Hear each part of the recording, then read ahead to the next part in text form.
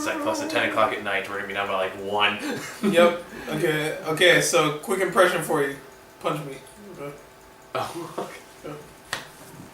I'm Michael Medina! I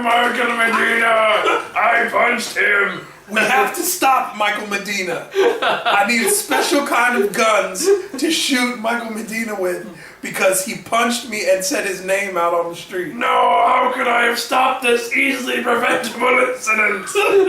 Okay, now let's continue. Like the most obvious plot hole in this whole fucking show is this Diamondback's like big plan is to punch him like a superpower glove, punch a cop and kill him instantly, and just go, I'm Luke Cage. You know, look at me, I'm Luke Cage. I punch a cop. I'm Luke Cage. But hey, Trump is president. Never underestimate the power of stupid people in large groups. This is very true. Right. This is very true. So the intelligent person wouldn't believe that, but somebody's going to believe it. See, he said it was Luke Cage. He's right there. Okay. It's just like, that's not Luke Cage. I don't know, man. He said it. Yeah, see what I'm saying? Yeah. That's what it's been. That's what it is now. Like Facebook clickbait, fake news. I like to believe a little more in humanity, although it's kind of hard right now. I believe in different parts of humanity, just not that one. Not collectives. Yeah, uniquely as people that come from Silicon Valley, we grew up here. Mm-hmm. I think that a lot of people have been given access to technology without the means to understand it. Yeah, that's fair. And I think that's what I'm talking about. That's my commentary. Yeah, that's perfectly fair. Anyway, back to the episode. Moving on. Take it personal. Appropriate episode title. This one had a lot more going than the last episode. It did. Go for what you know. Tell me what you liked, what you didn't like. For one thing, it's topical and relevant, which I liked. In a way that's long-lasting. It's not like if they made like a Beyonce reference that instantly dates it back. This is like talking about a social issue that is ongoing, is going to be ongoing for the foreseeable future, unfortunately. And I like that it keeps it relevant, keeps it interesting, even that time, hopefully, when that issue inevitably hopefully passes, it'll still be like, okay, this was a hallmark of its time. Agreed, and I totally agree with everything you said there. I lost my train of thought because I was going to say something important, and I can't remember. Yeah, so basically what happens in this episode is, as we... that's what I was saying. Luke Cage, the series, is at its best when it does issues like this. Yes, I agree. That's what I was going to say. Yeah, I agree. So this is a very good episode in that it addresses very relevant issues for the black community right now, and it's something we talk about all the time right now, and it just makes me depressed every single goddamn time I see it. It's going on somewhere right now. I'm sure it is. Probably New York. I just know every time I see something like pop up like on BuzzFeed or NBC or whatever, my first thought was like, oh, god damn it, people. It's like my first thought is like, you're not helping the problem. And you think you would learn a little something, but no. Of course. What's the issue? Is the issue the violence towards people of color? No. The issue is that the violence is going unpunished. Yes. That's the issue. Mm-hmm. If it were, this is law enforcement we're talking about. You come across tons of people of color who brandish weapons in front of you, who try to harm you, who do bad, nefarious things. That's fine. The point is, when you kill someone that is completely unarmed, when you beat someone nearly to within an inch of their life, that is not armed. Mm-hmm. And you don't really have probable cause or reason to suggest that they would need that such beating. Mm-hmm. That's the problem. Yeah. Because nothing happens to those cops. Well, we're just going to suspend them without pay. Yeah, like, that's a slap. Suspend them without pay, but that's natural procedure. Yeah. Like if a cop kills somebody who was shooting at them, they still get days off with pay and a psych eval. Yeah. You know what I'm saying? Because they still investigate to see, if this is a good kill or a bad kill, right? And the problem is that just completely destroys the legitimacy. Even like a case does come up where like it is legitimately self-defense or something like that, you don't believe them anymore because they've damaged your faith in the police so much because of previous actions. And now you know the quandary.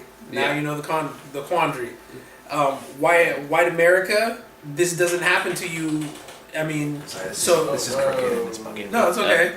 Okay. This doesn't happen to you as frequently, therefore you can't see the problem. Mm-hmm.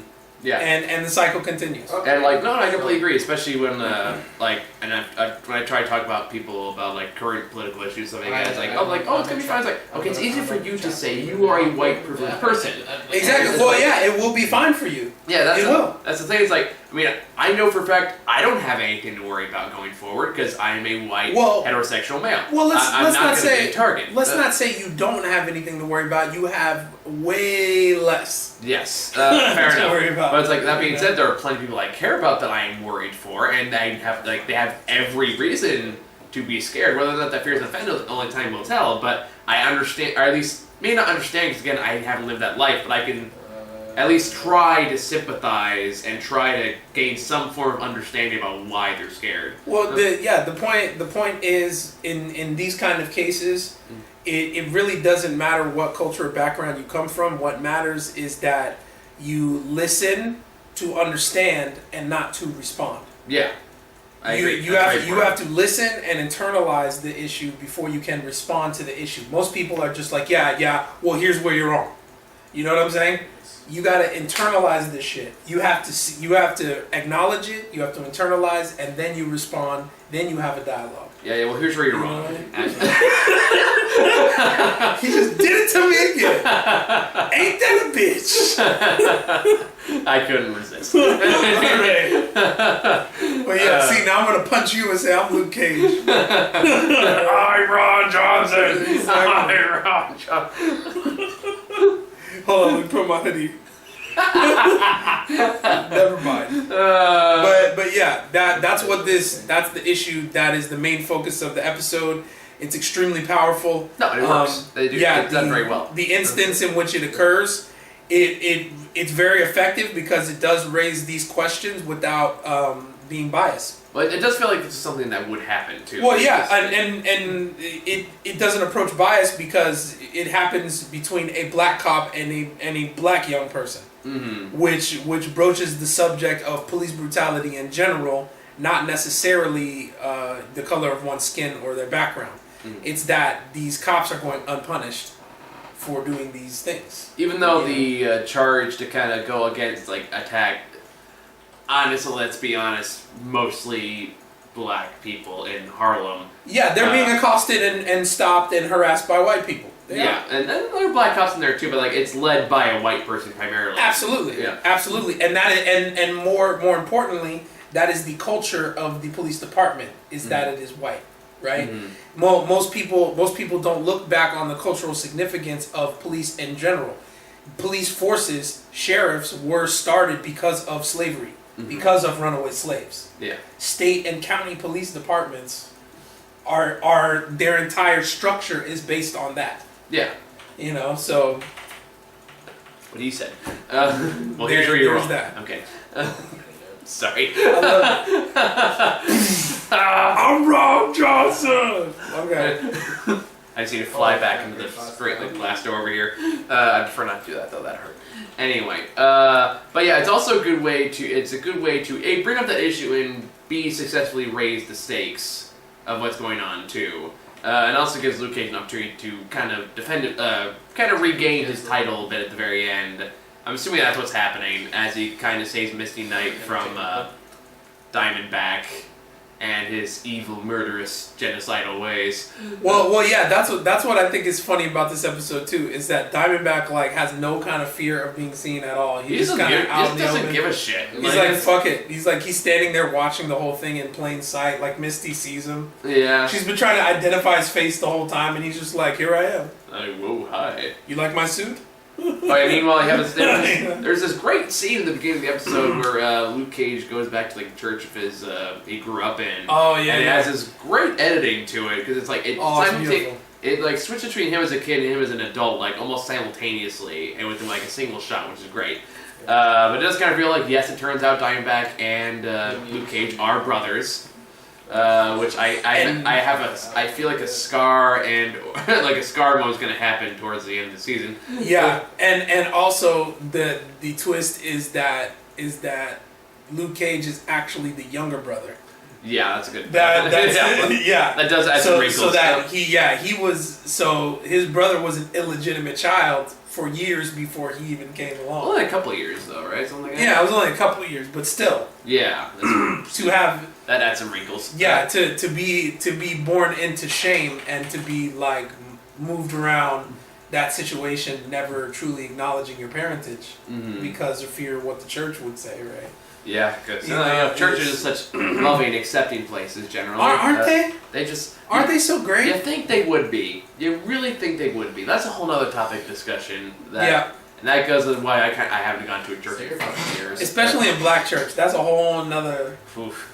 I can only That's a whole other planet. I can only speak for mostly white people churches, to be honest. I don't even think I remember seeing any black people in my whole church. Well, dude, I grew up in a Catholic church run by all white people, man, and it was like almost militant. You've done your... See, I went to a Protestant church. You've done your time in the Catholic church. You have my respect for that. I was in Catholic church, and it was like militant, man. It was like, there was no... You don't fuck around with Catholics. Yeah, you really don't. Like, they're very serious about that shit, and there was no kind of community aspect to it. It felt very cold. It was.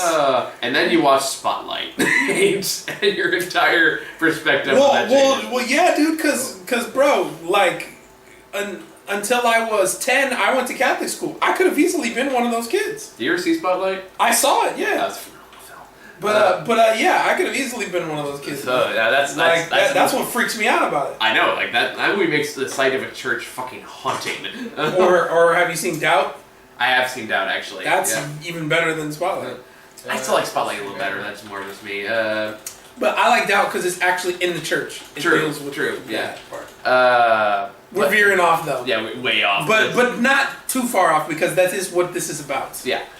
So move on. So yeah, I think it's a pretty good episode. Much better than the last one, I say. So it's. Yeah, the last one was a bridge episode. Yeah, I can kind of tell it is, and it was a bridge to get to this. It served its purpose, but I'm kind. It's like episode. It's like usually the fourth episode of a Telltale game series where like, okay, this is gonna be the weakest one of the bunch, but the finale's gonna be good. Yeah, speaking of that, I haven't played through the Batman stuff yet. I just finished. I got the season pass and everything, but I've only played like halfway through the first. I will say this: it is probably the best Two-Face story I've seen in a long time. Really, like Harvey Dent Two-Face. Like Harvey Dent Two-Face, yeah. So I think they did a great job with his character. How far are you into it? I told you I'm about halfway through. Like they just had the party and Falcone came in and all that shit. Oh wow, really? You're on episode 1. I'm super early, yeah. Okay, then I won't give anything away, but I will say like if you go the right route, the Two-Face story is probably the best one I've seen in any Batman game ever. So, awesome. Yeah.